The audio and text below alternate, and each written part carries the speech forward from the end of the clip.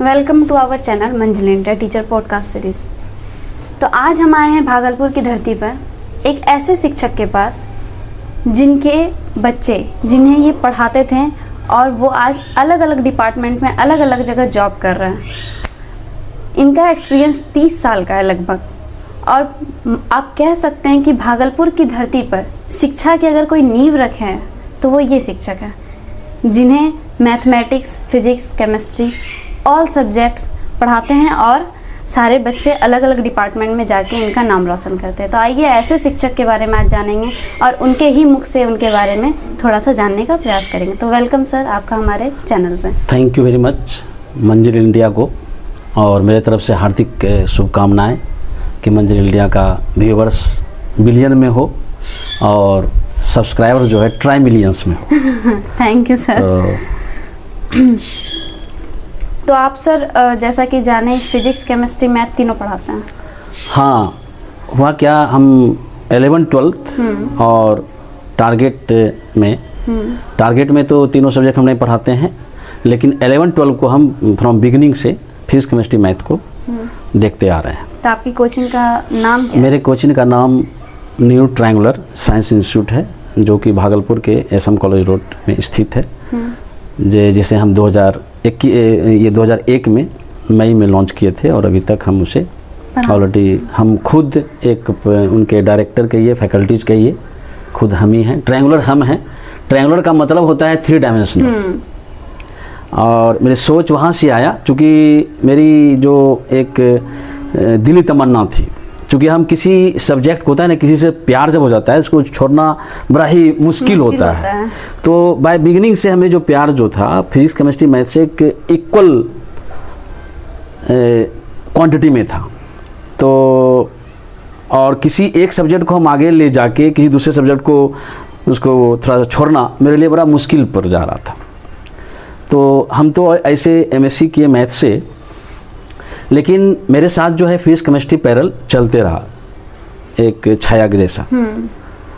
तो जब हम MSc में थे तो डिपार्टमेंट में जो हम सिलेबस और कहिए कि सबसे पहले के सिलेबस और सबसे पहले अपना पैसा लगा के जो बुक की बात आई, लेने की बात आई, तो हम मैथ्स का नहीं लिए, सिलेबस हम फिजिक्स, केमिस्ट्री का निकाले। अब मार्केट जाके अपना खुद पैसे से हम फिजिक्स, केमिस्ट्री का बुक्स निकाले, क्योंकि हम ये सोचे कि हम जब MSc डिपार्टमेंट में हैं तो ऑलरेडी लाइब्रेरी से हमें तो मैथ का बुक ऑलरेडी प्रोवाइड हो ही जाएगा, तो पैसा हम इसमें क्यों लगावें। तो पैसा हम फिजिक्स, केमिस्ट्री में लगाते थे। घर आके खुद स्टडी भी फिजिक्स, केमिस्ट्री का ज़्यादा करते थे, क्योंकि वहाँ पे प्रोफेसर लोग से थोड़ा हेल्प मिल जाता था, तो उससे हम जल्दी स्टडी कर लेते थे। लेकिन फिजिक्स, केमिस्ट्री में तो कोई हेल्प मिलता नहीं था, तो हम अपने रिसोर्सेज से फिजिक्स, केमिस्ट्री को स्टडी हम करते आ रहे थे। तो जब ऐसा विचार आया कि अब जॉब खुद का नहीं करना है, तो आप अभी जॉब नहीं कर रहे हैं? जॉब हम ऑलरेडी बिगिनिंग से ही प्लानिंग किए कि जॉब कुछ नहीं करना है, और मेरे पर थोड़ा लायबिलिटी ज़्यादा है, अब पिताजी का भी उस प्रकार का जॉब नहीं है। तो हम सोचे नहीं, अब अपना कुछ सर किन्हीं को नहीं बोलना है, हमें इस बॉडी को सर बोले, यह बॉडी किन्हीं को, मतलब एरोगेंट ग्रुप में नहीं, एक रिस्पेक्ट ग्रुप में इस बॉडी को सर बोले, हाँ यह बॉडी किन्हीं को उस रूप में सर ना बोले। रिस्पेक्ट ख्याल से एक जो बड़े हैं उसके आदर ख्याल से वो अलग बात है, लेकिन इस में ये मतलब प्रोफेशन ग्रुप में सर इस बॉडी को बोले, ये बॉडी किन्हीं दूसरे को सर ना बोले। तो ये ख्याल आया और हम 2001 में जो है, चूँकि दिमाग में चल रहा था फिजिक्स, केमिस्ट्री, मैथ 3 डायमेंशन का था, तो वैसा ही हम नाम को क्रिएट करना चाह रहे थे। तो ये मेरे दिमाग का ही उपज है कि हम अपने इंस्टीट्यूट का नाम ट्रायंगल ने रखे, क्योंकि ट्रायंगल एक 2 डायमेंशनल प्लेन होता है और ट्रायंगुलर जो है 3 डायमेंशनल स्पेस होता है। तो चूँकि 3 डायमेंशनल का मतलब एक लेंथ, विड्थ और हाइट से भी हम लोग इसे रिप्रेजेंट करते हैं, और हम अपने इंस्टीट्यूट में से फिजिक्स, केमिस्ट्री, मैथ रिस्पेक्टिवली से विचार शायद आपके इस विचार से ही आपके एक बच्ची ने मतलब आपके एक स्टूडेंट ने बताया कि आप जब पढ़ाते हैं मैथमेटिक्स तो उसका कहना है कि आप एकदम 3D विजुअल करा देते हैं मैथ। हाँ, मतलब वैसा फील हो जाता है कि आप 3D में मतलब मैथ को उस तरह फील करके पढ़ाया जाता है। टीचर लोग का हम अप्रोच सुने कि हम कैसे पढ़ाते हैं, तो उनके सामने जो है M करीम हो, DC पांडे हो, या SC वर्मा हो, या केमिस्ट्री में आर सी मुखर्जी की बुक्स हो, या मैथ्स में आपका आर एस अग्रवाल हो, के सिन्हा हो, आर डी शर्मा हो, डिफरेंट का नाम बोलते थे। हम इस बुक को प्रेफर करते हैं, इस बुक को। मेरे समझ से लगता है कि ये टोटल जो है बकवास है। बच्चे को आप एक आइडियाज़ दीजिए, आप पढ़ाइए मत, बच्चे को आइडियाज़ दीजिए, बच्चे को ऑथर का नाम मत दीजिए। आइडियाज़ बच्चे को दे दीजिए, ऑथर जो है ऐसे बीच में रह जाएगा, किस ऑथर का वो किताब बना के निकल जाएगा उस बच्चे को मालूम नहीं चलेगा। एक आइडियाज़, एक लॉजिक दीजिए आप। हाँ, ऐसे फॉर एग्जाम्पल में जैसे हम एक छोटे से लॉजिक से हम स्टार्ट करते हैं, वो फिजिक्स से रिलेटेड है कि आप बहुत फेमस भी है वर्ड न्यूटन्स। जैसे हम लोग क्लासिकल फिजिक्स का फादर भी बोलते हैं, father of classical physics, father of mechanics की जब बात आती है तो उसमें हम लोग न्यूटन का ही नाम लेते हैं। आज समझिए तो न्यूटन से ही फिजिक्स इनिशिएटिव भी हुआ है। आपके बगल में इस प्लांट्स का मूवमेंट होना, इस प्लांट का स्थिर होना, इस एक प्लांट की लिप्स जो है दूसरे प्लांट की लिप्स से कॉलिजन्स होना, तो ये सब जो फिजिकल एक्टिविटी जो चल रहा है नेचुरली भगवान के द्वारा जो ये सब एक्टिविटीज़ दिया हुआ जो चल रहा है, इसको ऑलरेडी हम लोग के भाषा में क्यों, कैसे, हाउ एंड व्हाई, इस भाषा में जो ट्रांसलेट किए वो ट्रांसलेटर हैं न्यूटन। इसलिए न्यूटन को हम लोग बोलते हैं कि हम लोग के फिजिक्स का जो दाता है, फादर हैं, वो एक्चुअल में न्यूटन ही है। तो उनका लॉ बहुत फेमस है, वर्ल्ड फेमस है ये, और उनके लॉ के बिना फिजिक्स से इनिशिएट भी नहीं होता है। न्यूटन्स लॉ ऑफ मोशन, उसमें बोलता है फर्स्ट लॉ। फर्स्ट लॉ को तो हम लोग ऐसे डिफाइन करते हैं, बच्चे से पूछा भी जाता है, बच्चा ऑलरेडी, मेरा बेटा भी है 5th क्लास में, तो वो भी फर्स्ट लॉ बोल देगा। तो मेरा बच्चा भी 5th क्लास में है, वो बोल दिया। मेरी बच्ची यदि 9th क्लास में वो भी बोल दी, जो 10th में वो भी बोल दिया, 11th में बोल दिया, 12th में बोल दिया। तो मतलब देन व्हाट आर डिफरेंस, एक 5th क्लास, एक 9th क्लास, एक 10th क्लास, एक 11th क्लास के बच्चा जो बोल रहा है न्यूटन्स लॉ, सब तो वही लॉ बोल रहा है, क्योंकि हम लोग का तो कोई वर्ड है नहीं, जीरोक्स हम लोग हैं, बोल दिए। तो ये बोलने से काम, एक जो 5th क्लास बच्चे को पूछेंगे इसका क्या एप्लीकेशन है, वो नहीं क्या नहीं बता पाएगा।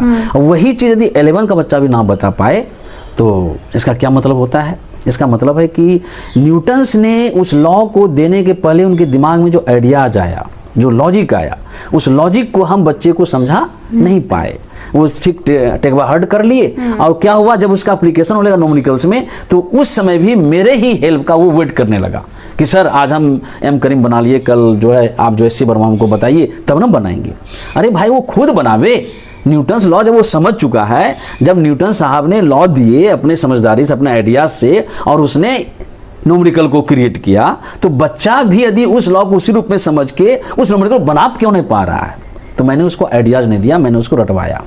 क्या है कि न्यूटन्स का फर्स्ट लॉ, थोड़ा एग्जाम्पल्स है, यदि टाइम है तो हम इसको थोड़ा आगे बढ़ावें, कि कहता है कि if the body is in rest that will remain in rest, if the body is in motion then that will be remain in motion unless an external force acts on that। यदि हम ये बात बोलते हैं कि कोई body यदि स्थिर है तो स्थिर ही रहना पसंद करेगी, यदि बॉडी गतिशील है तो वो गतिशील रहना पसंद करेगी, जब तक उसके ऊपर बाहर से बल ना लगाया जाए। ये सेंटेंस हम दे दिए, बच्चा जो हिंदी मीडियम में, इंग्लिश मीडियम, ऑलरेडी वो टेक बाय हार्ट कर लिया, याद कर लिया, मतलब न्यूटन फर्स्ट लॉ में याद हो गया। तो ये बात में यदि हम इस बात को अब लॉजिकली देखें, क्या कहा गया कि बॉडी रेस्ट में है, बॉडी रेस्ट में, तो रेस्ट में ही रहना पसंद करती है जब तक कि उसके ऊपर हम बाहर से बल नहीं लगावे। तो अब देखिए, हम बाहर से देखिए बल लगा दिए, बाहर से बल लगा दिए, बल लगाने के पहले ही बॉडी रेस्ट में था, अब बल लगाने के बाद भी बॉडी रेस्ट में है, तो फिर न्यूटन्स लॉ होल्ड कहाँ किया? यदि इस रूप में हम सेंटेंस को याद कर लिए तो फिर एस सी वर्मा हो कि एम करीम हो तो बनना कुछ नहीं। अब बच्चे को देना है क्या था कि बॉडी रेस्ट में है, तो रेस्ट में है जब तक उसके ऊपर बाहर से बल नहीं लगाया जाए। तो बाहर से बल तो लगाए, तो जो बाहर से ये जो एक्सटर्नल फोर्स की बात थी वो गलत हो गया, बल तो लगा रहे हैं। तो वहां पे क्या एक वर्ड जोड़ना था, unless and net external force, मतलब यहां फोर्स लगाए, इस फोर्स को न्यूट्रलाइज कर दिया, तो रिजल्टेंट फोर्स नहीं हुआ, फोर्स तो लगा लेकिन रिजल्टेंट फोर्स जीरो हो गया। न्यूटन्स फर्स्ट लॉ कहता है कि नहीं, फोर्स नहीं, एक्सटर्नल फोर्स नहीं, एक्सटर्नल रिजल्टेंट फोर्स। यदि हम रिजल्टेंट फोर्स लगावे तो ये बॉडी फिर मोशन में आ गया। तो एक लॉजिक क्या था कि बॉडी पे फोर्स लगाना है, but that should be resultant और नेट एक्सटर्नल फोर्स। और हम सिर्फ फोर्स बोल के निकल जाते हैं। तो बच्चा जो है वहाँ पे थोड़ा कन्फ्यूज हो जाता है और उसको यूज नहीं कर पाता है। तो मेरे समझ से है कि कोई लॉजिक एक आइडिया से यदि उस टॉपिक को रखा जाए। अब बच्चे का बीच में आता है कि केमिस्ट्री सर बहुत ही हमें हेडेक लगता है, चूँकि केमिस्ट्री एक जो है एक बायोलॉजी वाला बच्चा रहे या थोड़ा मैथ का बच्चा रहे, दोनों के लिए थोड़ा लगता है कि कॉमन सब्जेक्ट है, इसलिए कि थोड़ा मैथ की ज़रूरत उसमें कम है। तो एक बायोलॉजी वाला बच्चा भी इंटरेस्टेड हो जाता है और फिर मैथ वाला बच्चा भी। लेकिन फिजिक्स थोड़ा सा मैथमेटिकल है, mathematics the language of physics, तो मैथ को थोड़ा बायोलॉजी का बच्चा थोड़ा कम अपने दिल के करीब रखता है। लेकिन केमिस्ट्री जो है दोनों थोड़ा बैलेंस बनाना चाहता है, तो भी अल्टीमेटली बोलेगा कि केमिस्ट्री थोड़ा मेरा कमजोर पड़ रहा है काहे। अब केमिस्ट्री है, केमिस्ट्री को हम स्टार्ट कर दिए। एक लॉजिक होना चाहिए। केमिस्ट्री का टोटल जो 80 से 90% सब्जेक्ट है इलेक्ट्रॉन पे है, एक सिंगल वर्ड इलेक्ट्रॉन पे है। और यदि बच्चे को इलेक्ट्रॉन के बारे में ठीक है नॉलेज ना, एक छोटा सा पार्टिकल इलेक्ट्रॉन है और उस इलेक्ट्रॉन का यदि नॉलेज ना हो तो बच्चा केमिस्ट्री रियाते रहे, कुछ बोलते रहे, लेकिन वो सीखेगा नहीं। हमें सिखाना है बच्चे को, एक उसे आइडियाज़ देना है, एक लॉजिक देना है। विदाउट आइडियाज एंड लॉजिक देके किसी सब्जेक्ट को हम लिखा रहे हैं, पढ़ा रहे हैं, तो फिर वो ऑथर का नाम काउंट करते रहेगा और वो कहते रहेगा देखिए इस टीचर ने इस ऑथर को पढ़ाया। अरे भाई टीचर ने क्या, टीचर को कॉन्सेप्ट है वो बना दिया, वही कॉन्सेप्ट विद्यार्थी में डाल दो ना। केमिस्ट्री के इलेक्ट्रॉन पे है, पूरा डिपेंड इलेक्ट्रॉन पे है। आप यदि हम लोग के पास टाइम रहे तो हम ये इसको थोड़ा पूरा जस्टिफाई भी करेंगे कि how the more than 30% of chemistry depends on the electron. सबका एक बेसिक बातें होती है, उस बेसिक बात पे पूरा का पूरा सब्जेक्ट डिपेंड रहता है। अब इसे हम लोग के सामने एक मैथ्स की बात होती है। आपके पास जो भी विद्यार्थी का कॉल आया होगा या जो रिटर्न आया होगा, मैक्सिमम विद्यार्थी वो मैथ्स से कंसर्न होगी, वो भी कुछ हायर मैथ, जैसे बीएससी की बच्ची हो, तो बीएससी में भी हम लोग नोट्स प्रोवाइड नहीं करते हैं बच्चे को। नोट्स हम एक भी पेज नहीं देते हैं बच्चे को, पढ़ाते हैं। पहले क्या करते हैं कि जब बोर्ड पर देखिए हम लोग बच्चे को ना 2 रिजल्ट को इम्प्रूव करते हैं बच्चे का, एक सेल्फ रिजल्ट, एक एकेडमिक रिजल्ट। एकेडमिक रिजल्ट आप लिखिएगा, उस कॉपी को वेरिफिकेशन होगा, उस कॉपी को जांचा जाएगा और टीचर के द्वारा उसमें नंबर डाला जाएगा। सेल्फ है कि खुद आप अपना एस्टिमेट कीजिए, वो हम लोग रफ आइडियाज देते हैं बच्चे को। जैसे एक बोर्ड है, बोर्ड में 2 पार्ट कर देते हैं, 1/3 पार्ट, एक 2/3 पार्ट। तो 1/3 पार्ट जो राइट साइड है उसमें हम बच्चे को आइडियाज देते हैं, रफ आइडियाज देते हैं, किसी टॉपिक का एक रफ आइडिया देते हैं। और 2/3 पार्ट में एकेडमिक में कैसे आप नंबर डेवलप कीजिए, कैसे मैक्सिमम नंबर आप उठाइए, उसके बारे में बताया जाता है। तो सपोज कीजिए हम बच्चे के सामने जो है कोई टॉपिक स्टार्ट करते हैं, एक सिंपल कि नंबर थ्योरी का, ठीक है। अब नंबर थ्योरी को स्टार्ट करते हैं, तो नंबर थ्योरी को हम लोग डायरेक्ट राइट डाउन नहीं करेंगे, उसका हम एक रफ में चल जाएंगे। रफ में उसके बारे में हम उसे रफ आइडिया, मतलब वहाँ पे वर्ड हो, सेंटेंस हो या लेटर्स हो, उसका ऑर्डर नहीं पता चलता है कि कब कौन सा वर्ड लिखना है। वहाँ पे ये बात पता चलता है कि हमें बच्चे को कितना जल्दी, कितने कम टाइम में अधिक से अधिक उसके बारे में सिखा पाए। अब बच्चे को सिखा दिए, अब इसको सीक्वेंस करना है, क्योंकि सीक्वेंस करेंगे तो दूसरा टीचर नंबर देगा। तो सीक्वेंस अब करने लगते हैं तो एट दैट टाइम जो है बच्चा भी कुछ उस पोजीशन पर जाता है, अब वो खुद से उस बात को सीक्वेंस वो करना स्टार्ट करता है। पुराना करे लेकिन कुछ स्टार्ट हो जाता है, उससे क्या होता है कम टाइम में उस सीक्वेंस को वो सीख लिया। और आप जब एग्जाम देते हैं किसी एग्जाम में, तो उसमें क्या होता है कि नॉलेज कितना है वो सेकेंडरी चीज़ है, प्राइमरी चीज़ है कि उस नॉलेज को कितना आप सिक्वेंसली अरेंज करके आप लिख पा रहे हैं बात को, और फैक्ट बात को लिख पा रहे हैं। उस पर डिपेंड करता है कि आपको नंबर कितना आने वाला है। स्टूडेंट्स जब लो फील करते हैं तो टीचर्स को कैसे पता चल जाता है? लो फील मीन्स डीमोटिवेट, मतलब क्लास में या एग्जाम। देखिए हम लोग का ये इंटेंशन भी रहता है। बात देखिए बच्चे को ना, बच्चा को पहले ये सोचना होगा नेचुरली कि पेरेंट और टीचर कभी भी बच्चे को डीमोटिवेट के बारे में पहले सोचता ही नहीं है, वो काल्पनिक चीज़ है।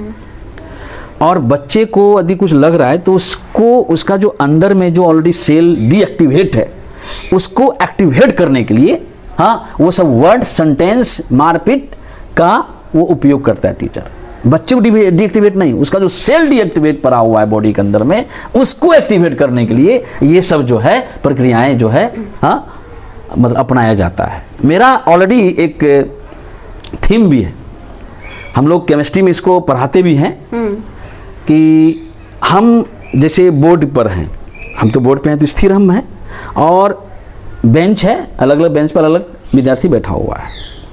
तो हम बच्चे को बोलते हैं कि बताओ तुम, यदि तुम लोग हो, अब मेरे अनुसार सब बेंच पे सब विद्यार्थी को बैठाया जाए तो कैसे विद्यार्थी को हम अपने नज़दीक बैठाएंगे।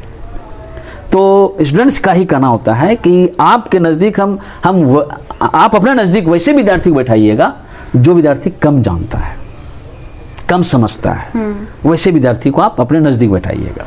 Very good. फिर सबसे दूर जो ज़्यादा समझता है, जो थोड़ा ज़्यादा दिमाग से एक्टिव है, उसको आप दूर बैठाइएगा। बोलो ऐसा क्यों? ऐसा इसलिए कि आप नज़दीक बैठाइएगा, कम जानता है तो उस पे ऊपर आप ज़्यादा ध्यान दीजिएगा, ज़्यादा डांटिएगा, फटकारिएगा, कि ताकि उसमें भी वो एक्साइटमेंट हो कि हम भी उस बात को उसी रूप में समझें जितना कि एक पीछे का विद्यार्थी समझ रहा है। हमको यही चीज़ जो है केमिस्ट्री में जो है नील बोर्स ने अपने कॉन्सेप्ट में दिया है कि जैसे टीचर स्थिर है तो परमाणु मतलब एटम में जो है न्यूक्लियस भी स्थिर होता है, रेस्ट होता है, और उसके अराउंड जो है अलग अलग ऑर्बिट्स होता है, सर्कुलर पाथ होता है, जिसको हम लोग यहाँ पे बेंच कर रहे हैं, वहाँ पे ऑर्बिट्स है, और अलग अलग बेंच पे अलग अलग विद्यार्थी बैठा हुआ है, तो अलग अलग ऑर्बिट्स में अलग अलग नंबर ऑफ इलेक्ट्रॉन्स भी मूव कर रहा है। तो वहाँ पर भी एटम में भी जो नज़दीक इलेक्ट्रॉन्स होता है, हाँ, जो नज़दीक इलेक्ट्रॉन्स होता है, ये बोले ना कि जो यदि आप यदि अपने टीचर हैं, टीचर अपने नज़दीक जिस विद्यार्थी को बैठा है वो कमज़ोर है। सिमिलर न्यूक्लियस के नज़दीक जो इलेक्ट्रॉन्स होता है उसका जो एनर्जी है वो कम होता है, और जैसे जैसे न्यूक्लियस से दूरी बढ़ते जा रहा है, इलेक्ट्रॉन्स में जो एसोसिएट एनर्जी है वो भी इंक्रीज करते जाता है। मतलब जैसे हम टीचर एज ए टीचर से मेरे से जैसे जैसे दूर में विद्यार्थी बैठते जा रहा है, उसका पढ़ने का जो एनर्जी है वो ज़्यादा होते जा रहा है, और नज़दीक वाले का कम होते जा रहा है। सिमिलर एटॉमिक स्ट्रक्चर वही है, जो इलेक्ट्रॉन न्यूक्लियस के नज़दीक है उसमें एनर्जी कम है, जो दूर है उसका एनर्जी ज़्यादा है। तो ये बच्चा क्या किया, खुद इसको जस्टिफाई किया, उसी को जाके अब ये तो रफ में डाल दिए, इसी को हम अरेंज करके बोले बच्चा केमिस्ट्री वर्ड में तुम लिखो। तो ठीक है 100% ना लिखे, लेकिन बच्चा लिखने की कोशिश करेगा। तो इसलिए नज़दीक बैठाए बच्चे को, डांटे। तो डांटे के पीछे क्या था, इसको डीमोटिवेट नहीं करना, उसका जो सेल इनएक्टिव पड़ा हुआ था उसको थोड़ा एक्साइटमेंट करना। और कभी भी टीचर और पेरेंट अपने बच्चे को कभी डिमोटिवेट नहीं करता है। ये बच्चे को दिमाग से निकाल देना चाहिए कि हमें एक्टिवेट करने के लिए हम खुद में डिमोटिवेट हो चुके हैं। ये तो मेरे ऑलरेडी हम जिनको फॉलो करने वाले हैं, जिनको हम एज ए आइडियल ट्रीट करते हैं, जिसको हम एज ए गार्जियन माने हैं, वो हमें डीएक्टिवेट करे, फिर मतलब क्या निकलता है। क्योंकि हम लोग का वो पूंजी है, बच्चा, विद्यार्थी, बाल बच्चा, उसे क्या है, मेरा पूंजी है। वो पूंजी के बारे में हम कभी नहीं चाहेंगे ये पूंजी मेरा इसे डिस्ट्रॉय हो जाए। ये तो आउट ऑफ ड्रीम है, आउट ऑफ इमेजिन है। ये आप स्टूडेंट्स को एक फैमिली की तरह ट्रीट करता या मानते हैं, ऐसा क्यों? क्योंकि स्टूडेंट्स से रिश्ता तो कोचिंग तक होता है, बट आपका है कि आप फैमिली की तरह उसको मानते हैं। एकदम 100%। क्यों? ये हम अपने सोल का, मेरा आत्मा का बात है। हमेशा भी किसी भी इंसान को हम अपने से दूर रख के उसको ट्रीट नहीं करते। जब हम रोड पे चलते हैं तो मेरा विद्यार्थी भी इस बात को सुना है, हम सुनाए भी हैं। यदि विद्यार्थी हम रोड पे चलते हैं तो हम सब इंसान को एक बार देखना चाहते हैं कि भविष्य में हो सकता है कि ऐसा मौका ना मिले इस फेस को देखने का। आपने जब 2001 में कोचिंग शुरू किया था तो उस टाइम पे आपको क्या क्या चुनौतियों का सामना करना पड़ा था? हम बिना चुनौती का स्टार्ट कर दिए। 3 पेयर्स डेस्क बेंच था और 450 रुपीज़ में रेंट पे बात हुई, और जाके उस रूम में हम रख दिए डेस्क बेंच। तो जहाँ अभी चल रहा है वहीं पे? नहीं, स्टार्टिंग जहाँ ऑलरेडी था पहले, और हम स्टार्ट कर दिए। किसी तरह का फॉरवर्ड बैकवर्ड बिना कुछ थिंक किए काम करना स्टार्ट कर दिए। हम कर्म पे ज़्यादा विश्वास करते हैं, उसके आगे पीछे क्या होने वाला है नहीं होने वाला है वो। तो क्या आपको याद है आपका पहला स्टूडेंट कौन रहा था, उनका नाम क्या था? नाम तो याद नहीं है, लेकिन यदि हम अभी मोबाइल से देखें तो उसका नाम, उस बैच के विद्यार्थी का फर्स्ट नाम हम निकाल सकते हैं अपने मोबाइल से। लेकिन वो विद्यार्थी ऑलरेडी जैसे +2 किया तो उनको थोड़ा सा समस्याएं थी, तो वो नेवी में जाके जॉब ले लिया और अभी वो रिटायर भी कर गया है और अभी वो बैंक में साउथ में ऑलरेडी उसका पोस्टिंग भी है। मतलब आप उसका बस नाम से इंट्रोड्यूस नहीं है, बाकी हाँ नाम हम भूल रहे हैं, नाम भूल, हाँ अभी तक कनेक्टेड हैं और अच्छा लगता है। IIT JEE नीट में का प्रिपरेशन करने में सबसे मेजर मिस्टेक क्या होता है बच्चों से? ये सब का प्रिपरेशन के बाद बोले ना कि आप पहले कॉन्सेप्ट को, जो सिलेबस है उसको, उस कॉन्सेप्ट को एक आइडियाज, उस कॉन्सेप्ट के लॉजिक से उस कॉन्सेप्ट को लीजिए और थोड़ा आप मतलब प्रैक्टिस कीजिए। और आज के डेट में देखा जा रहा है कि प्रैक्टिस ही कम है। यदि वो लॉजिकल आइडियाज लेके सिटिंग कैपेसिटी बढ़ा के आप प्रैक्टिस कर लीजिए तो किसी भी टीचर की कोई ज़रूरत नहीं है। IIT नीट ये सब छोटी बात है, बड़ी बात तब हो जाती है जब स्टार्ट करता है अपने सिलेबस को स्टडी करना। उस सिलेबस को जो स्टडी करता है वो स्टडी को स्टडी रूप में नहीं लेता है, रटता जाता है और आइडिया जो लॉजिक है वो कम लेता है। उसको लेके कुछ न्यूमेरिकल बना के प्रैक्टिस कर दे, सिटिंग कैपेसिटी बढ़ा ले, तो ये IIT और नीट मेरे लिए बहुत बड़ी बात, चैलेंज तो नहीं नीट है। में नीट या JEE जैसा हुआ, वैसे एग्जाम्स में क्वेश्चन किस टाइप के आते हैं? क्वेश्चन सब में तो MCQ रहता है।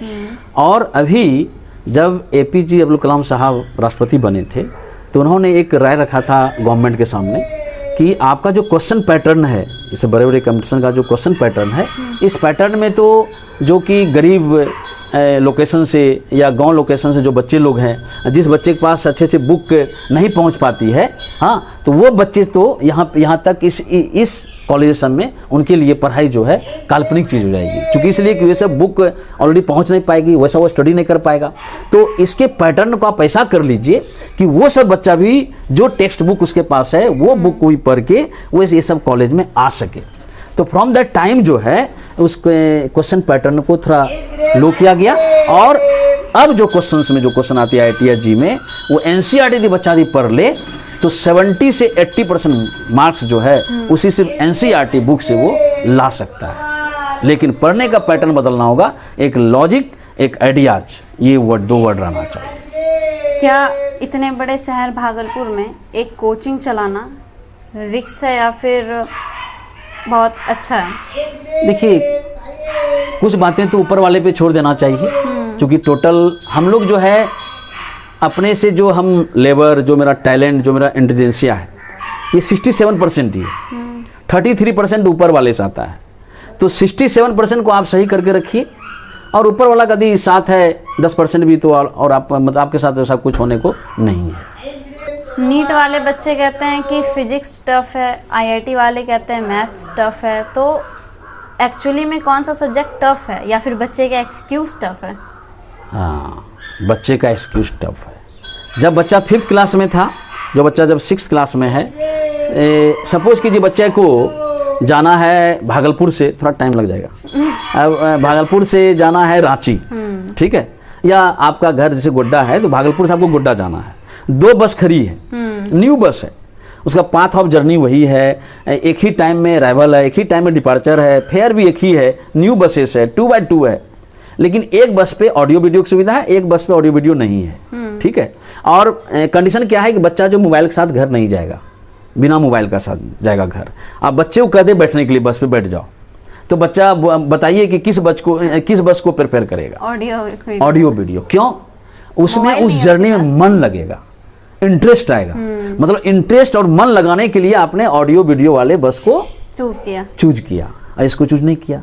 दैट सिमिलर, आपका जो जर्नी है वो फिजिक्स है, ऑडियो वीडियो मैथमेटिक्स है। जो आपके जर्नी में 5th 6th 7th क्लास में जो मैथमेटिक्स था, हाँ, उसको एज ए जर्नी ग्रुप में इंक्लूड नहीं किया, इसलिए आगे जाके वो मैथ आपका टफ हो गया और रिजल्टेंट ये निकला कि आपका फिजिक्स टफ हो गया, because mathematics is the language of physics. आपके 2 स्टूडेंट्स हैं, कुमुद और कामिनी प्रिया। ये इन लोगों ने अपना जो फीलिंग्स था, जैसे हम लोगों ने बात किया आपके बारे में जानने के लिए, तो वो लोगों ने 5 पेज करके ऐसा करके आपके बारे में लिखा। तो और वो पढ़ने के बाद ऐसा फील हो रहा था जैसे कि आपके पास हम भी काश पढ़े होते हैं यहाँ पे, और सही बताए तो अभी हमको ऐसा लगता है कि काश हम यहाँ एडमिशन ले लेते। निश्चित निश्चित, तो हाँ। ऐसा मतलब लगता है, तो ऐसा कुछ क्या बेटर करके रहती, बेटर पढ़ा है? रहती। ऐसा क्या मतलब, ऐसा क्या पढ़ कुछ नहीं, बस एक हम लोग जब जाते हैं बोर्ड पर भगवान को याद करते हैं और बस ये प्रे करते हैं कि भगवान इस मुखार बिंदु पे वो सब वर्ड्स तुम देना कि जब उस मुखार बिंदु से वर्ड्स चले, बच्चा जो इंटरेस्टेड हो, जब सुने तो रियलाइज करे कि हम आज जो है कुछ सीख के आए हैं। हम बच्चे को ये बोलते हैं डेली तुम आओ, डेली तुम क्लासरूम के गेट को प्रणाम करो और ये तुम ओथ ले लो कि आज हमें एक नया वर्ड सीखना है और तब यहाँ से निकलना है, क्योंकि तुम्हारे यहाँ आना और जाने में तुम्हारे पिताजी का एक टाइम लगा है, पैसा लगा है, तो उस पैसे का उपयोग होना चाहिए। अपने IIT JEE में सिर्फ मैथ्स और नीट में सिर्फ फिजिक्स पढ़ाने का फैसला क्यों लिया? होता है क्या, एक साइकोलॉजी है। हम देखें कि जब बच्चे को 11-12 में फिजिक्स केमिस्ट्री मैथ जब स्टार्ट किए टीच करना, तो एक से गार्जियन से लेके बच्चे तक के दिमाग में एक साइकोलॉजी है कि एक teacher how it is possible, एक टीचर के द्वारा कैसे ये संभव है कि वो तीनों चीज़ को टीच कर सकता है। और चूंकि हमको तीनों से प्यार है तो हमको लग रहा है कि हम बच्चे को जो पोटेंशियल चाहिए इस एज तक में, वो पोटेंशियल यदि 80% प्लस हम दे सकते हैं तो मेरा अलाउ क्या कि हम दे दें। लेकिन बच्चे को थोड़ा एक जो होता है ट्रस्ट होता है, गार्जियन को ट्रस्ट होता है, वो उसमें देखें कुछ कमी, तो हम आगे जाके थोड़ा अपना चेंज कर नैरो कर लिए कि चलिए 11 to 12 ठीक है, आगे जाके हम IIT वाले हमको मैथ्स जो हायर कोर्सेज से है, जो BSc है, IIT है, इसको मैथ्स से प्रोवाइड करेंगे और नीट वाले को फिजिक्स। आपके हिसाब से जो नीट और IIT JEE जैसे एग्जाम्स को क्रैक करते हैं, वैसे स्टूडेंट्स को सबसे ज़्यादा इम्पोर्टेंट किस चीज़ पे ध्यान रखना पड़ता है? सिटिंग कैपेसिटी तो लाजवाब होनी चाहिए, बैठने की क्षमता, सुनने और देखने की क्षमता कम कर लीजिए, बैठने की क्षमता बढ़ा लीजिए, लिखने की क्षमता बढ़ा लीजिए, ठीक है। और ये दोनों के पहले किसी चीज़ को एक अपना लॉजिक, एक आइडिया से उस बात को समझने की कोशिश कीजिए। क्या स्टूडेंट्स को मोटिवेशन की ज़रूरत होती है? एकदम ज़रूरत होती है। बच्चा तो ऑलरेडी बच्चा है, तो उसको आगे के रास्ता के बारे में यदि जानकारी नहीं है, कैसे हमें उस रास्ते पे जाना है, तो अब वो जाना नहीं चाह रहा है। नेचुरल है बिगिनिंग में कि कोई भी काम जब स्टार्ट होता है तो बच्चा वो आगे देखता है कि थोड़ा सा खाई है, प्रॉब्लम सब नहीं जाएंगे, तो वैसे एनर्जी को प्रोवाइड करने के लिए उस बच्चे को मोटिवेशन की ज़रूरत होती है। तो मोटिवेशन और डिसिप्लिन में अंतर क्या है? क्योंकि कहा जाता है मोटिवेशन से ज़्यादा इम्पोर्टेंट डिसिप्लिन होना चाहिए, तो क्या डिफरेंस? देखिए, मोटिवेशन और डिसिप्लिन दोनों एक पूरक है, दोनों को दो वर्ड्स या दो रास्ते से आप मत इसको आप ट्रीट कीजिए। यदि मोटिवेशन सही है तो ऑलरेडी वो खुद ब खुद उसमें डिसिप्लिन आ जाएगा। सही टाइम पे पढ़ेगा, सही टाइम पे बैठेगा, कितना पढ़ना चाहिए वो पढ़ेगा, कितना स्टडी करना चाहिए, दैट इज डिसिप्लिन। ये तो डिसिप्लिन है। तो यदि मोटिवेशन पॉजिटिव है तो ऑलरेडी उस बच्चे में डिसिप्लिन आ जाना है। तो दोनों दो वर्ड है ही नहीं। किसी भी कॉन्सेप्ट को समझाने का सबसे बेस्ट तरीका क्या है? बस एक अपना आइडियाज, नेचुरल, ये जो भगवान ने आपको जो पोटेंशियल दिया है उस पर पहले अपना खूब स्टडी कीजिए। आप यदि +2 वाले को पढ़ा रहे हैं तो हायर स्टडी कर लीजिए। हायर स्टडी करने से क्या होता है, एक अपना नेचुरल में आपके दिमाग में एक आइडियाज क्रिएट होगा।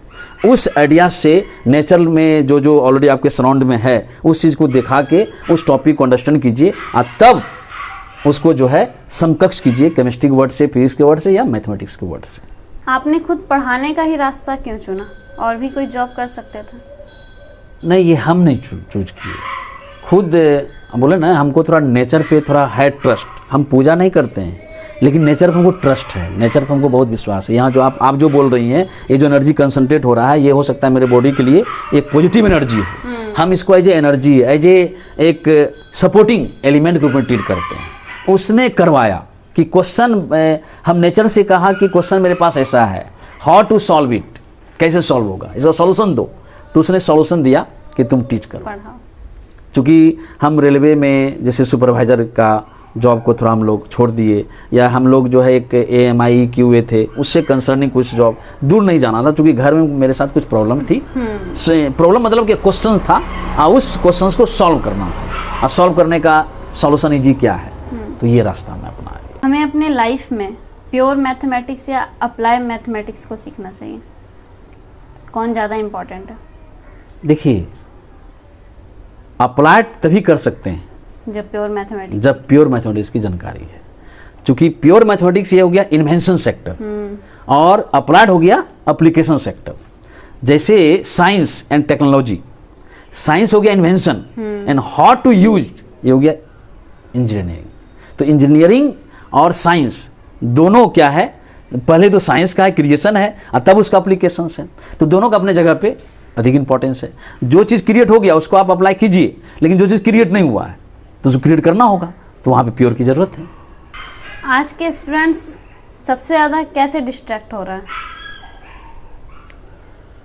देखिए, डिस्ट्रैक्ट तो घर का माहौल, एक घर पे माँ बाप का प्रॉपर वे में गाइडलाइन नहीं, थोड़ा उसका प्यार जो होना चाहिए वो नहीं, जो उनके प्यार में कमी आ रही है वो उस चीज़ में थोड़ा बच्चे को लग रहा है कि हमको नहीं मिल पा रहा है, अब बाहर वाले से थोड़ा मिल पा रहा है, तो अटैचमेंट बढ़ जाना। और एक मोबाइल देखिए जो पॉजिटिव इम्पैक्ट डालता है, कुछ कुछ कंडीशन में निगेटिव इम्पैक्ट भी डालता है। वो बोलता है एवरीथिंग एक्सेसिव इज बैड। यदि मोबाइल को भी आप यूज करते हैं अंडर द लिमिट डिसिप्लिन तो नो प्रॉब्लम, लेकिन उसी पर आप आश्रित हो जाते हैं तो दैट यस प्रॉब्लम। तो इससे बच्चा कैसे जाए? तो बात एक सही है कि बच्चे गाइडलाइन में गार्जियन का होनी चाहिए, उनका एक प्यार होना चाहिए, बच्चे के साथ थोड़ा सा आप टाइम स्पेंड कीजिए, बच्चे को थोड़ा घुमाने ले जाइए। बच्चे में ये सब चीज़ रहता है कमी कि हम घूमने नहीं गए, थर्ड पर्सन को घुमाया, थर्ड पर्सन को मूवी दिखाया, वो आप क्यों नहीं कर सकते हैं? आप खुद कीजिए, बच्चे के साथ आप इन्वॉल्व तो होइए। बच्चे खुद ब खुद जो है एक पॉजिटिव लाइन को पकड़ लेगा, डिसिप्लिन लाइन को पकड़ लेगा। आपने जब पढ़ाना स्टार्ट किया था 2001 में, तभी के भी बच्चे क्या ऐसे डिस्ट्रैक्ट होते थे? नहीं, चूंकि देखिए क्या होता है, डिस्ट्रैक्ट के पीछे क्या होता है कि आपके सामने आप आई भगवान आई दिया है, तो उससे ऑलरेडी अपने सराउंडिंग को देख रहे हैं, और देखिएगा किसको, जो ऑब्जेक्ट आपके सामने है। तो 2001 में ऑब्जेक्ट होता था 5 और अभी है 50। अभी ये मेरा आंख जो है 50 ऑब्जेक्ट को देख रहा है और उस समय 5 को देख रहा था, तो 5 के ऊपर ही सोच रहा था। अभी 50 देख रहे हैं तो 50 को देख रहे हैं, तो 50 के बारे में थिंक कर रहे हैं, तो डिस्ट्रैक्शन नेचुरल है। अब उससे बचाना कि बाबू तुम अभी किसको किसको देखो, ज़्यादा नहीं देखो, ये तो ऑलरेडी गार्जियन और टीचर पे डिपेंड करता है, और मोस्टली लगता है गार्जियन का इसमें रोल अधिक होता है। क्या जॉब करना चाहिए? अरे ये क्या बात बोली, आप तो जॉब नहीं किया। ये जॉब कैसे नहीं है? जॉब का मतलब क्या होता है? मतलब गवर्नमेंट जॉब। हाँ, अब इस जॉब को कोई आप ये कैटेगराइज कीजिएगा तो अलग बात है। जॉब का मतलब क्या है? आप ये शरीर दिया है, दिमाग दिया है, हाथ दिया है, उसका तो कुछ तो आप यूज कीजिए, कर्म करने के लिए दिया है ना। जॉब का मतलब होता है कर्म करना एंड नथिंग एल्स। जॉब को किसी रूप में मत आप जॉब से जो पैसा आएगा उसका वो तो सेकेंडरी चीज है। जॉब का मतलब होता है कर्म, जो आपको भगवान ने दिया है, इसको एक्टिव मोड में रखिए, दैट इज जॉब है। पेरेंट्स की स्टूडेंट से एक्सपेक्टेशंस कुछ ज़्यादा होता है कि मेरे बच्चे इतने मार्क्स लाएंगे, मेरे बच्चे यहाँ तक करेंगे, इतना करेंगे, ये चीज़ बच्चे पे प्रेशर बना देता है। एकदम ये नहीं करना चाहिए। देखिए ऐसे हम लोग बोल देते हैं कि बाबू तुमको ऐसा करना चाहिए, ऐसा होना चाहिए, लेकिन मेरे समझ से बच्चे में अल्टीमेटली क्या होना चाहिए, कॉन्सेप्ट और आइडियाज़ जो है, कॉन्सेप्ट और आइडियाज़ जो है वो बच्चे को अच्छी तरीके से दे देना चाहिए। स्मॉल टाउन के बच्चे आईआईटी और जेईई नीट जैसे एग्ज़ाम्स की प्रिपरेशन कैसे करेंगे, क्योंकि वहाँ पे बहुत सारे साधन नहीं होते हैं? आज के डेट में हमको लगता है कि अब छोटी बातें हो गई हैं, इसलिए कि बार बोले ना कि आप यदि एनसीईआरटी को एक एक लेटर, एक एक वर्ड्स पुट द फिंगर को रखते हुए स्टडी कर लेते हैं, और उसको आप बार बार प्रैक्टिस कर लेते हैं, तो वो आपको आईआईटी और नीट क्रैक करवा देगा। टॉप कराया कि ना वो सेकेंडरी चीज़ है, लेकिन आप उस आईआईटी और नीट को जो वर्ड आप बनाए हैं कि ये कैसे, हाउ टू क्रैक दैट, वो आप क्रैक कर लीजिए। शायद आपके इस मैसेज से जो बच्चे डरते भी होंगे कि हमको नीट कैसे करना है, वो नहीं डरे। डर एकदम है, ये डर वर्ड इसमें एग्जिस्ट करता ही नहीं, लेकिन बच्चे को अपने रिस्पॉन्सिबिलिटी को समझना होगा। बार बार बोल रहे हैं। करियर चूज करते टाइम किन बातों पे ध्यान रखना चाहिए, कैसे फैक्टर्स पे ध्यान रखना चाहिए? आई थिंक हमें लगता है कि पेरेंट को सबसे ज़्यादा इसका अनुभव होता है अपने बच्चे के बारे में, कि जब बच्चा बर्थ लेता है तो उस दिन से वो अपने माँ बाप के अराउंड घूमते रहता है। जब बिगिनिंग स्कूल में एडमिशन कराने की बात होती है तो माँ बाप भी अपने समझदारी से वो उसको स्कूल पहुँचाता है। तो एक्टिविटीज़ और एक दिमाग का जो अट्रैक्शंस है नेचर में कि किस टर्म, किस टॉपिक के प्रति है, वो माँ बाप को ज़्यादा मालूम है, और उसको ध्यान में रखते हुए बच्चे को उधर थोड़ा मोटिवेट करना चाहिए। तो तो जब बच्चे को उधर मोटिवेट किया जाएगा तो बच्चे को उस सब्जेक्ट के बारे में ज़्यादा जानकारी बढ़ने लगेगी। तो जैसे जैसे उनका जानकारी बूस्टअप होने लगेगा, बच्चा खुद आगे जाके डिसाइड कर लेगा कि हमें क्या करना, क्या नहीं करना। स्टूडेंट्स को सक्सेस होने के लिए कोचिंग इंस्टीट्यूट की कितनी ज़रूरत होनी चाहिए? देखिए, कुछ बच्चे देखिएगा बिना कोचिंग लिए ऑलरेडी वो क्रैक कर लेता है। तो कोचिंग का मतलब नहीं कि वो क्रैक कराता है, वो एक डिसिप्लिन डाल के एक वॉलंटियर का काम करता है, एक रास्ता दिखाता है। जाना आपको है, आप खुद से रास्ता नहीं देख पा रहे हैं तो सर गाइडलाइन में आ गए, एज ए टीचर हम लोग के गाइडलाइन में आ गए, हम उसको रास्ता दिखा दिए। करना तो आपको भाई साहब है, करना तो हमें नहीं है। हाँ, आगे जाके कांटा है, गड्ढा है, हम भर देंगे, कांटा को काट देंगे, लेकिन जाना आपको है। कोचिंग और कोई स्कूल बहुत ज़्यादा उसका योगदान नहीं, योगदान है उसमें डिसिप्लिन डालना और उसको रास्ता दिखाना, रास्ता पे जाना आपको है। आपने अभी तक में कितने बच्चों को उनके एम तक पहुंचा दिया है, जो बच्चे जॉब कर रहे हैं अभी? किसी बच्चे को हम एम तक नहीं पहुंचाए हैं, बस एक गाइडलाइन रहा है मेरा पॉजिटिव, बच्चे में वो दी, उसके करस्पॉन्डिंग वो एफिशिएंसी है, इनर्शिया है, तो बच्चा पहुंचा है। उसमें मेरा योगदान ऑलरेडी, हम तो सब बच्चे को गाइडलाइन दिए, सब बच्चे को हम ये किए, मतलब एक्टिवेट किए, सब बच्चे को हम कॉन्सेप्ट दिए, लेकिन उसमें से 2-4 बच्चा ही एक्सेप्ट क्यों किया? इसलिए किया कि उस 2-4 बच्चे में उतना एबिलिटी थी। मेरा बहुत बड़ा योगदान नहीं रहा, मेरा योगदान ये रहा एक मोटिवेट करना और एक डायरेक्शन दिखा देना।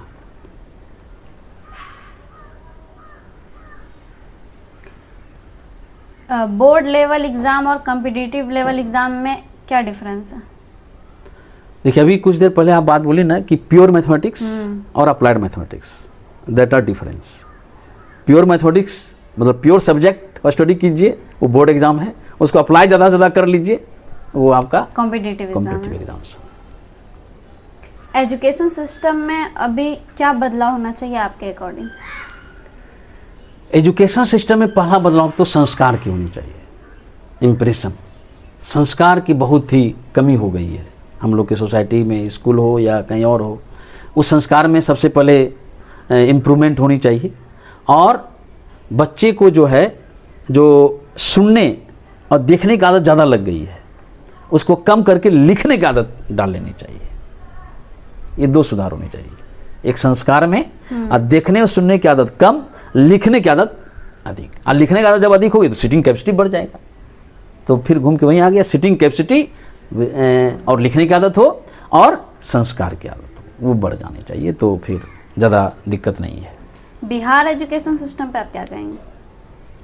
बिहार एजुकेशन सिस्टम तो समझिए कि पिछले 1 साल से बहुत ही इम्प्रूवमेंट, मतलब इम्प्रूव किया अपने आप को, और हम तो थैंक्स कहेंगे ऊपर बैठे अफसर को कि इनकी सोच इस प्रकार से हुई और एजुकेशन पे स्पेशली ध्यान दी, और पिछले 1 साल से जो है एक अच्छा इम्प्रूवमेंट की ओर बिहार एजुकेशन, हम लोग का बिहार एजुकेशन जा रही है। टेक्नोलॉजी आने के बाद स्टूडेंट्स को पढ़ने में ज़्यादा आसान हो गया है, ज़्यादा मुश्किल हो गया है? देखिए, आसान तो हो गया है, बात है कि उसको आप किस रूप में ले रहे हैं। ठीक है, वो बात तो वही हो गई कि आप किसी चीज़ को सीख लिए बहुत जल्दी टेक्नोलॉजी आने पे, लेकिन उसको प्रैक्टिस नहीं किया तो आपका दिमाग तो नहीं प्रिपेयर हुआ। मेन बात है कि जो चीज़ को आपने लर्न किया, उस बात को दिमाग को लर्न करवाना है। अब उसको लर्न करवाने के लिए आपकी सीटिंग कैपेसिटी और लिखने की कैपेसिटी आपकी होनी चाहिए, आदत होनी चाहिए, वो नहीं हो पा रही है ज़्यादा विद्यार्थी में। आप बच्चों से हमेशा ऐसा कहते थे कि जब हमारे मुंह से अपशब्द निकल जाए या कुछ ऐसा वर्ड निकल जाए तो उसी वक्त मतलब ये हो जाना चाहिए क्योंकि सरस्वती माँ हमसे नाराज़ है, ऐसा कुछ बातें आप बोला करते थे, तो ऐसा क्यों बोलते थे? उसके पीछे का कॉन्सेप्ट क्या है? कॉन्सेप्ट ये है, देखिए, यदि हम सपोज कीजिए कि आपको मेरे सेंटेंस से किसी तरह का आपको हर्ट हुआ और किसी तरह का चोट पहुंचा, तो रिफ्लेक्शन में कुछ आपने ऐसा वर्ड का यूज कर ली, तो अब उसका रिएक्शन मेरे से भी होनी चाहिए। तो मेरा मानना है कि नहीं, मेरा रिएक्शन उस रूप में नहीं होनी चाहिए कि ये बच्ची इतनी ऑलरेडी स्ट्रगल करके, टाइम लगा के, मम्मी पापा का पैसा लगा के इतना स्टडी की, स्टडी क्यों की? एक सब्जेक्ट कंसर्निंग बातें, एक अच्छी अच्छी बातें मेरे लिप पे प्लेस्ड हो, लेकिन इतना स्ट्रगल, इतना टाइम स्पेंड, इतना पैसा खर्च करने के बाद भी यदि बच्ची के लिप पर वो सब वर्ड्स ना हो जो वर्ड्स इस समाज में जस्टिफाई नहीं है, तो वो तो हम लोग हम ये सोचते हैं कि उस बच्ची के साथ तो सरस्वती माँ ही नहीं है, जिसको हम लोग विद्या की जननी बोलते हैं। जब वही नहीं है तो हम अपने रिफ्लेक्शंस उनको और चोट पहुंचाएंगे, ये तो मेरे से नहीं होगा। क्योंकि सरस्वती उतना कष्ट करने के बाद भी उस बच्चे के साथ उसके लीप पर सरस्वती माँ बैठी है, और उसको और हम उसमें मतलब उसको रिएक्ट करा दें, बताइए, ये तो मेरे से नहीं होगा। बहुत सारे स्टूडेंट्स ऐसा सोचते हैं कि कुछ ऐसा उनके अंदर स्किल डेवलप हो जिससे वो जल्दी पैसा कमाने लगे। जैसे मेरे जैसा इंसान तो जल्दी सोचेगा कि जल्दी पैसा कमाने लगे, क्योंकि फैमिली प्रॉब्लम होता है, इकोनॉमिक प्रॉब्लम होता है। तो उस टाइम पे वो बच्चे में ऐसा क्या स्किल डेवलप हो जिसकी वजह से वो अच्छा अपना लाइफ स्पेंड कर सके। यदि ये सोच बच्चे में है तो सबसे पहली बात तो बहुत अच्छी सोच है। यदि वो चाह रहा है कि ऑलरेडी हम प्रॉपर वर्क करके पैसा जल्दी कमा लें, तो उसे जो है नए टेक्नोलॉजी, नए स्किल्ड के साथ तुरंत अटैच हो जाना चाहिए। जैसे अभी सपोज कीजिए कि अभी सेमीकंडक्टर्स से कंसर्निंग बात पर उसको इन्वॉल्व हो जाना चाहिए। बिटकॉइन के बारे में, एक मतलब क्रिप्टो करेंसी के बारे में उसे थोड़ा अटैच की जानकारी बढ़ानी चाहिए। ब्लॉकचेन के बारे में उसे अपने जानकारी बढ़ाना चाहिए। ड्रोन टेक्नोलॉजी क्या है उसके बारे में, मतलब एक जो न्यू इनोवेटिव आइडियाज़ टेक्नोलॉजी है उसके तुरंत मतलब उसके अटैचमेंट में चल जाना चाहिए। हो सकता है कि स्टार्ट में उसका इम्पैक्ट निगेटिव हो, लेकिन लास्टली वो आपको बहुत जल्दी पैसा दे के निकलेंगे। आपके कुछ स्टूडेंट्स से पता चला है कि आप हर फेस्टिवल पे बच्चों को मिठाई खिलाते थे। आपको बोले ना कि एक अटैचमेंट जो भगवान दिया है हम लोग को, प्यार मोहब्बत वाली बात, एक कनेक्टिविटी बात, सब बच्चे को कनेक्ट करके रखो, मिलजुल के रहो, हंसी उसमें ज़्यादा टाइम तक खूब हैप्पी मोमेंट में रहो। इसको मेंटेन करने के लिए ये सब कुछ चीज़ें हम हमेशा करते रहते थे कि हैप्पी मोमेंट बना रहे। आपके अकॉर्डिंग जब आप अपने टाइम में पढ़ा करते थे, उस टाइम पे आपके अकॉर्डिंग सबसे बेस्ट टीचर कौन थे आपके लाइफ में?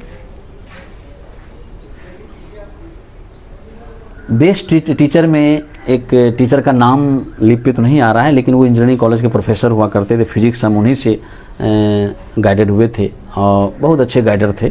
फिर जो उनका पढ़ाने का जो तजुर्बा था वो बहुत ही यूनिक था, और उसी तजुर्बे को हम अप्लाई किए और उतारने की कोशिश भी करते आ रहे हैं। बीबी साहब नाम था उनका, बीबी साहब नाम याद आ गया। आपका फेवरेट प्लेस क्या है?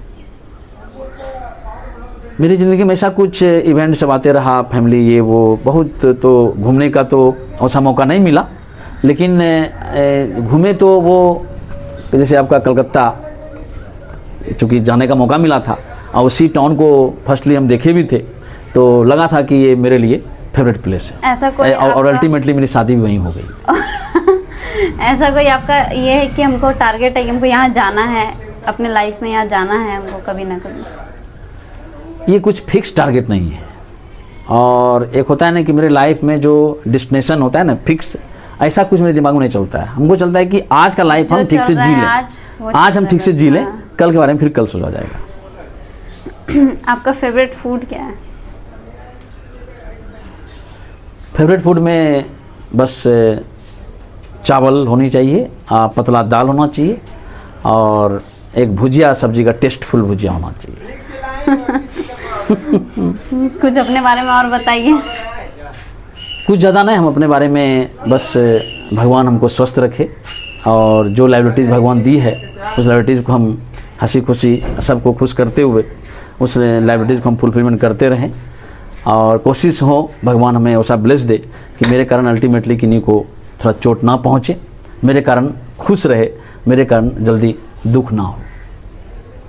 तो आपको मंजिल इंडिया चैनल पे आके हमारे साथ पॉडकास्ट करके कैसा लगा सर? बहुत ही अच्छा लगा, और आप लोग की टीम को हम अपने दिल से शुभकामना देते हैं। भगवान जो ये सराउंडिंग का एनर्जी है, ये एनर्जी कंसंट्रेट हो, एक्यूमुलेट हो, और आपके मंजिल इंडिया पे इस प्रकार से उस एनर्जी को इंसिडेंट करे कि आपका मंजिल इंडिया देखते देखते ही, हाँ, और आपके जो नेबरहुड है उनको जलाते जलाते आपके इस मंजिल इंडिया को बहुत दूर तक ले जाए, बहुत रोशन हो जाए, बहुत रोशन हो जाए। और हमको लगता है कि होगा, क्योंकि आप लोग में जो स्किल्ड है, यही सब तो स्किल, यही तो जल्दी आपको पैसा दे सकता है। नए आइडियाज़ के साथ जैसे जैसे आप अटैच होइएगा, थोड़ा टाइम लगेगा, थोड़ा आपको लगेगा कि वो अब नहीं हो रहा है फीडबैक, जिस कंडीशन में आपको फील हो कि अब लगता है कि नहीं अब नहीं हो पाएगा, हम पीछे, तो वो मोमेंट को छोड़ना नहीं है, तो वो मोमेंट अब यू टर्न लेने वाला है। इसलिए उस मोमेंट को छोड़िएगा नहीं, जब पकड़े हैं बिना डेस्टिनेशन को प्राप्त किए लौटिएगा नहीं। यही शुभकामना मेरा आपके साथ और आपके टीम और इस मंजिल इंडिया के साथ है। थैंक यू सर, आपसे बात करके बहुत अच्छा लगा। तो मुकेश सर का एपिसोड देखने के बाद आप लोगों को कैसा लगता है कमेंट कीजिए और ज़्यादा से ज़्यादा लाइक कीजिए, सब्सक्राइब कीजिए और हमारे